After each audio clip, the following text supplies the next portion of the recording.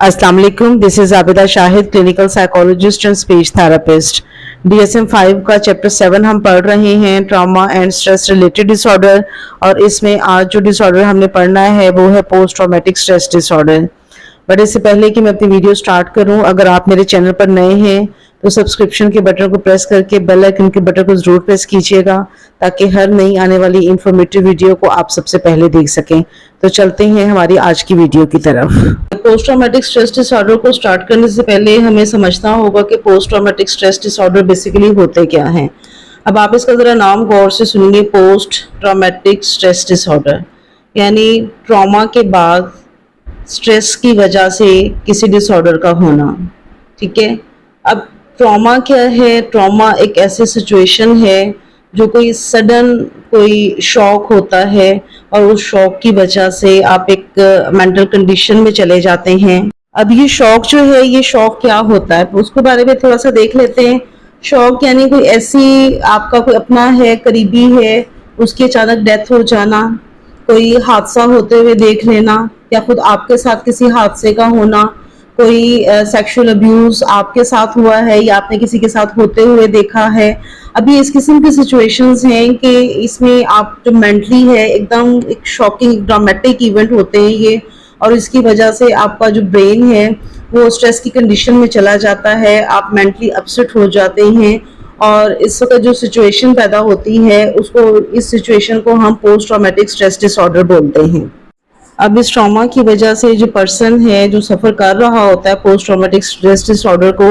उसकी नींद डिस्टर्ब हो जाती है, वो बहुत जल्दी एग्रेसिव हो जाता है और वो जो इवेंट होता है जिसकी वजह से वो इस सिचुएशन का, इस कंडीशन का शिकार होता है, उस कंडीशन के फ्लैशबैक्स इसको मुसलसल आते रहते हैं जिसकी वजह से इसकी डिस्टर्बेंस जो है ये ज़्यादा बढ़ जाती है।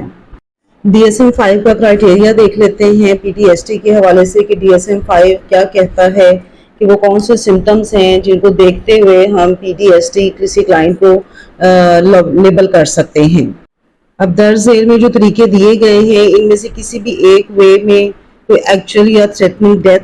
को देखना, सीरियस इंजरी होना, सेक्सुअल वायलेंस होना,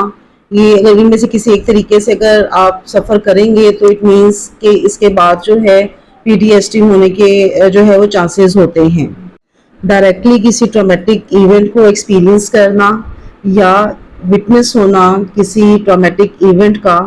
किसी दूसरे के साथ हो रहा है, कोई ट्रॉमेटिक इवेंट हो रहा है तो उसको आपने देखा, उसको विटनेसेस बोलते हैं। आपके किसी करीबी फैमिली मेंबर, किसी दोस्त के साथ कोई ट्रॉमेटिक इवेंट हुआ और उसके बारे में आपको पता चला उसके बारे में, या आप किसी ऐसे इदारे से आपका ताल्लुक है जहाँ पर किसी ट्रॉमेटिक इवेंट की जो बहुत बारीकियों के साथ उसको देखा जाता है, उसको स्टडी किया जाता है और बार बार आप उनके बारे में जान रहे हैं, उसके बारे में देख रहे हैं, तो इन सिचुएशंस में जो है ये सारे जो हमने क्राइटेरियाज देखे हैं इसमें PTSD होने के खदशात ज़्यादा होते हैं।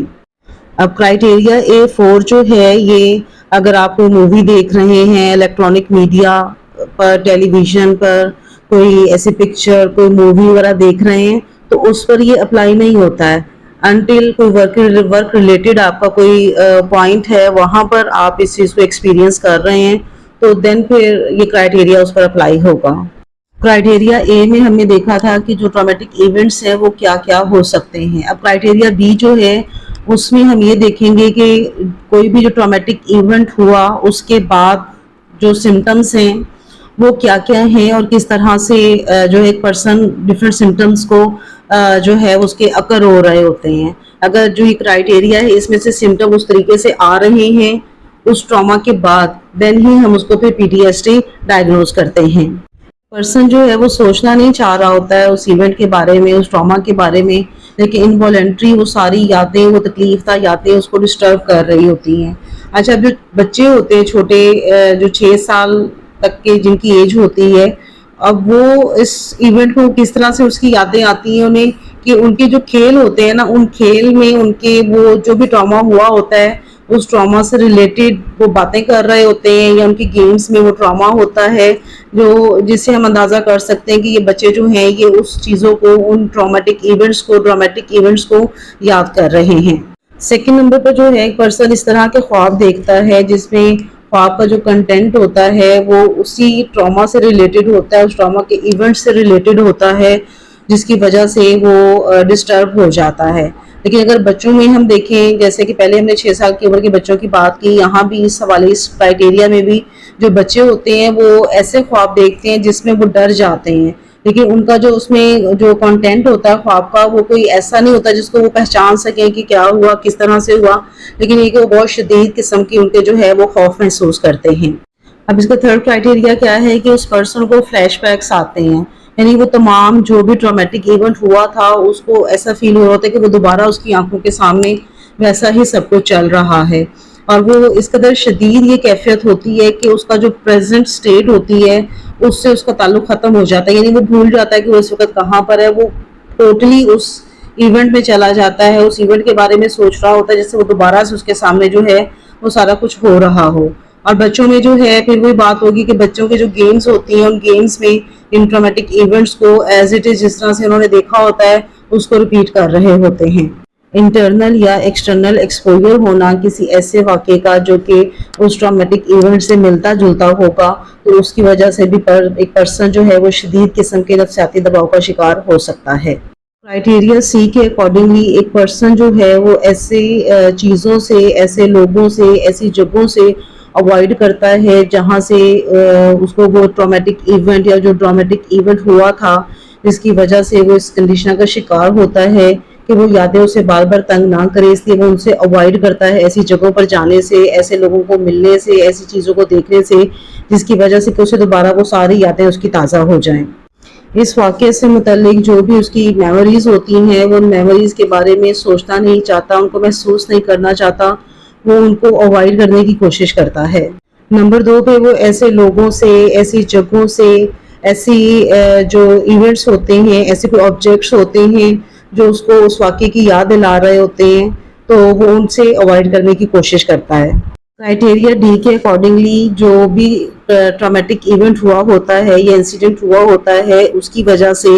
ایک پرسن کے موڈ میں یا اس کی کاگنیشن میں جو نیگیٹو چینجز آتی ہیں اس کی وجہ سے اس کے کیا اثرات ہوتے ہیں, درس جو دیے جا رہے ہیں اس میں سے اگر دو یا دو سے زیادہ اس میں موجود ہوں گے تو اس میں چانسز ہوتے ہیں کہ یہ پرسن جو ہے یہ پی ٹی ایس ٹی کو سفر کر رہا ہے.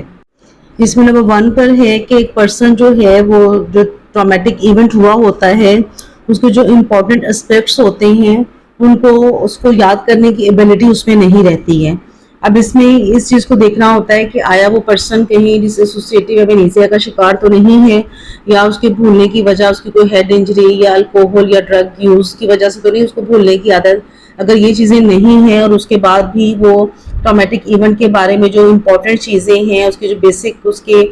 جو اسپیکٹس ہیں وہ ان کو بھول رہا ہوتا ہے تو دین پھر ہم اس کو P T S T diagnose کر سکتے ہیں. نمبر 2 پر ایکسٹریم لیول کے جو ہے وہ نیگیٹو بلیفز ہوتے ہیں اس کی اپنی ذات کے بارے میں, دوسروں کے بارے میں یا دنیا کے بارے میں, یعنی وہ کہتا ہے کہ میں اچھا انسان نہیں ہوں, نو ون کین بی ٹرسٹڈ, کوئی بھی اس دنیا میں اس قابل نہیں ہے کہ اس پر ٹرسٹ کیا جائے, ساری دنیا جو ہے یہ بہت ڈینجرس ہے, یا جو ہے وہ دوسرے لوگوں کے بارے میں نیگیٹو تھاٹس اس کے بارے میں آتی ہیں, یا وہ سوچتا ہے کہ اس کا جو نروس سسٹم ہے وہ بالکل تباہ ہو چکا ہے اور وہ اس میں اب کچھ بھی سوچنے سمجھنے کی یا کچھ کرنے کی صلاحیت باقی نہیں رہی ہے. نمبر 3 پہ سویئر قسم کی کمیونٹیو ڈسٹورشن ہوتی ہے جس میں وہ خود کو یا کسی دوسرے کو جو بھی ٹرامیٹک ایونٹ ہوا ہوتا ہے اس کی جو ہے ذمہ دار ٹھہراتا ہے. مسلسل جو ہے وہ نیگیٹو ایموشنل سٹیٹ میں رہتا ہے, like fear, horror, anger, guilt یا شیم. تقریبات وغیرہ میں شرکت کرنے سے اوائڈ کرتا ہے, دوسرے لوگوں کے ساتھ ملنے جلنے میں, ان کے ساتھ تعلقات بنانے میں اوائڈ کرتا ہے. ایسے تمام ایموشنز جو اس کے لیے خوشی کا باعث بن سکتے ہیں اس میں جو ہے وہ کمی محسوس کرتا ہے, لائک سیٹسفیکشن, لو فیلنگ یا ہیپینس کی جو فیلنگز ہیں وہ اسے زیادہ محسوس نہیں کرتا ہے, بلکہ ان سے اس کا جو دھیان ہے وہ ہٹا رہتا ہے. کرائٹیریا ای کے اکارڈنگلی جو بھی ٹرامیٹک ایونٹ ہوا ہوتا ہے اس کے بعد اس کی جو بیہیویئر میں یا اس کے ایموشنز میں جو شدید قسم کی تبدیلیاں آتی ہیں ان کو دیکھ لیتے ہیں کہ جو درج ذیل میں جو تبدیلیاں دی گئی ہیں ان میں سے کوئی بھی اگر تبدیلیاں 2 یا 2 سے زیادہ اس میں ہوں گی تو دین بھی ہم اسے P T S T diagnose کریں گے. سیویئر قسم کا جو ہے اس کا اریٹیبل بیہیویئر ہوتا ہے یا اینگر برسٹ ہوتا ہے، حالانکہ کوئی ایسی بات یا ایسی ایونٹ نہیں ہوا ہوتا جس پر وہ اتنا شدید رد عمل ظاہر کرے. اور یہ جو ایگریشن ہوتا ہے یہ وربل بھی ہو سکتا ہے اور فزیکل بھی ہو سکتا ہے. دوسرے لوگوں کے ساتھ یا کسی آبجیکٹ کے ساتھ وہ اس کو ایک جو ہے وہ اپنا غصہ جو ہے وہ لوگوں پر یا چیزوں پر نکال سکتا ہے. پرسن جو ہے وہ بہت لاپرواہ ہو جاتا ہے یا خود کو نقصان پہنچانے کی کوشش کرتا ہے، ہائپر ویجیلنس ہو جاتا ہے اور عجیب و غریب قسم کے رسپانسز دیتا ہے، چیزوں پر کنسنٹریٹ نہیں کر پاتا، اس کی نیند ڈسٹرب ہو جاتی ہے یا اگر سوتا ہے تو نیند اس کی جو ہے وہ ڈسٹربنگ ہوتی ہے، ریسٹلیس سلیپ ہوتی ہے. اور اس کا جو ٹائم پیریڈ ہے اس میں کرائٹیریا بی، سی، ڈی اور ای جو ہم نے پڑھے ہیں، اگر ان کی ڈیوریشن 1 مہینے سے زیادہ ہو تو دین پھر ہم اس کو P T S T diagnose کرتے ہیں. پی ٹی ایس ٹی کے جو سمٹمز ہوتے ہیں وہ عام طور پر جو بھی ٹرامیٹک ایونٹ ہوا ہوتا ہے، انسیڈنٹ ہوا ہوتا ہے یا جو بھی واقعہ ہوتا ہے